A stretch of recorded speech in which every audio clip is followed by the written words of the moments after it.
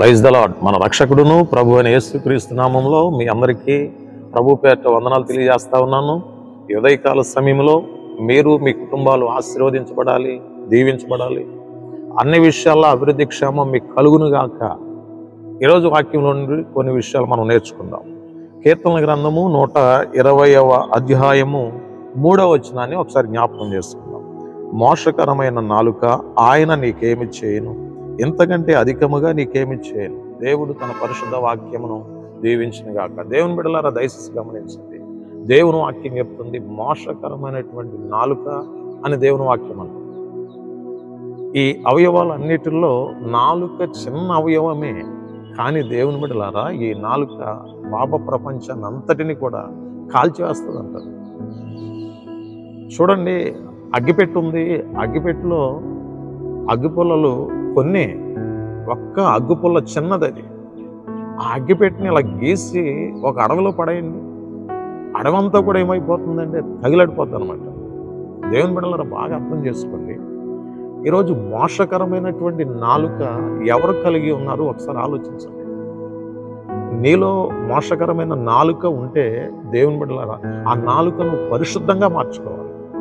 మోసకరమైనటువంటి కన్నులు, మోసకరమైనటువంటి చేతులు, మోసకరమైనటువంటి కాళ్ళు, మోసకరమైనటువంటి హృదయం, మోసకరమైనటువంటి తలంపులు, మోసకరమైనటువంటి ఆలోచనలు, మోసకరమైనటువంటి ఉద్దేశాలు ఈరోజు చాలామంది కలిగి ఉంటా ఉన్నారు. దేవుని బిడ్డలారా మేము రక్షణ పొందాం, మారు మనసు పొందాం, పాపక్షమాపణ పొందాం, బాప్తీసం తీసుకున్నాం, పరిశుద్ధాత్మను పొందుకున్నాం అంటున్నారు, కానీ మోసకరమైనటువంటి మాటల నుండి బయటకు రాలేకపోతా ఉన్నారు. మోసకరమైన చూపుల నుండి బయటకు రాలేకపోతా ఉన్నారు. మోసకరమైన పెదాల నుండి కూడా బయటకు రాలేకపోతున్నారు. ఎంతమంది ఈరోజు ప్రభుని నమ్ముకుని కూడా దేవుని బిడ్డలారా మోసకరమైనటువంటి పరిస్థితుల్లో జీవిస్తూ ఉంటే దేవుడు క్షమించడండి. ఈరోజు చాలా మంది దేవుని బిడ్డలారా తల్లిదండ్రులను పిల్లలు మోసం చేస్తూ ఉన్నారు, పిల్లలను తల్లిదండ్రులు మోసం చేస్తూ ఉన్నారు, భర్తను భార్య మోసం చేస్తూ ఉంది, భార్య భర్తను మోసం చేస్తూ ఉన్నారు, ఇరుగువారు పొరుగువారిని మోసం చేస్తూ ఉన్నారు. చాలామంది స్నేహితులను నమ్ముతా ఉన్నారు, స్నేహితులే మోసం చేస్తూ ఉన్నారు. డబ్బు దగ్గర మోసపోతూ ఉన్నారు, మాటల దగ్గర మోసపోతూ ఉన్నారు, క్రియల దగ్గర మోసపోతూ ఉన్నారు. కొన్ని విషయాల్లో చాలామంది మోసపోతూ ఉన్నారు. దేవుని బిడ్డలారా ఈరోజు నీ మోసకరమైనటువంటి పెదాలు మనం కలిగి ఉండకూడదు, మోసకరమైనటువంటి నాలుక మనం కలిగి ఉండకూడదు, మోసకరమైనటువంటి కన్నులు మనం కలిగి ఉండకూడదు. అది ఎంత మాత్రం కూడా మంచిది కాదు. దేవుడు క్షమించేటువంటి ఇది కాదండి. దేవుని బిడ్డలారా దయచేసి బాగా అర్థం చేసుకోండి. ఈరోజు మన జీవితము, మన హృదయము పరిశుద్ధమైనదిగా ఉండాలని దేవుడు కోరుకుంటా ఉన్నాడు.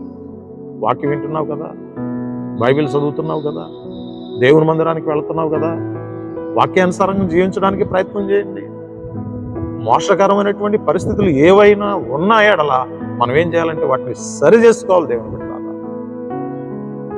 దేవునికి ఇష్టం లేనటువంటి క్రియలను విడిచిపెట్టండి, దేవునికి ఇష్టం లేనటువంటి మాటలను విడిచిపెట్టండి, దేవునికి ఇష్టం లేనటువంటి పరిస్థితులను విడిచిపెట్టి దేవుని వాక్యానుసారంగా జీవించడానికి ప్రయత్నం చేయండి. దేవుని బిడ్డలారా తప్పనిసరిగా పరిశుద్ధ ఆత్మదేవుడు నిన్ను, నీ కుటుంబాన్ని ఆశీర్వదించి ముందుకు నడిపించడానికి ప్రయత్నం చేస్తాడు. దేవుడు నువ్వు సంతోషంగా ఉండాలని ఆశపడుతున్నావా?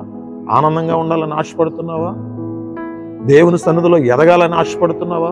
ఆత్మీయంగా బలపరచబడాలని ఆశపడుతున్నావా? అయితే ఈరోజే మోసకరమైన నాలుక నుండి, మోసకరమైన పెదాల నుండి, మోసకరమైన చేతుల నుండి, మోసకరమైనటువంటి హృదయం నుండి కంప్లీట్గా విడుదల అవ్వాలని దేవుని సన్నిధిలో మోకరించి ప్రార్థన చేయి. ఖచ్చితంగా పరిశుద్ధాత్మ దేవుడు నిన్ను, నీ కుటుంబాన్ని ఆశీర్వదిస్తాడు. నీ కొరకు, నీ కుటుంబం కొరకు నేను ప్రార్థన చేయాలని ఆశపడుతున్నాను. ప్రార్థన చేసుకుందాం. తలలు వంచండి. ప్రార్థన. మహాపరిశుద్ధుడైన తండ్రి, మీకు వందనాలు, స్తోత్రాలు ప్రభువా. ఈరోజు ఎంతమంది అయితే ఈ డైలీ మన్నా అనే కార్యక్రమం ద్వారా వాక్య సందేశాన్ని వింటున్నారో వారందరినీ, వారి కుటుంబాలను మీరు దీవించమని ప్రార్థన చేస్తున్నాను. ఎవరైనా కష్టంలో, నష్టంలో ఉంటే దయచేసి ప్రతి ఒక్కరిని ముట్టి స్వస్థపరిచి బాగు చేసి బలపరచమని యేసు నామములో ప్రార్థిస్తున్నాము తండ్రి. Amen. God bless you all.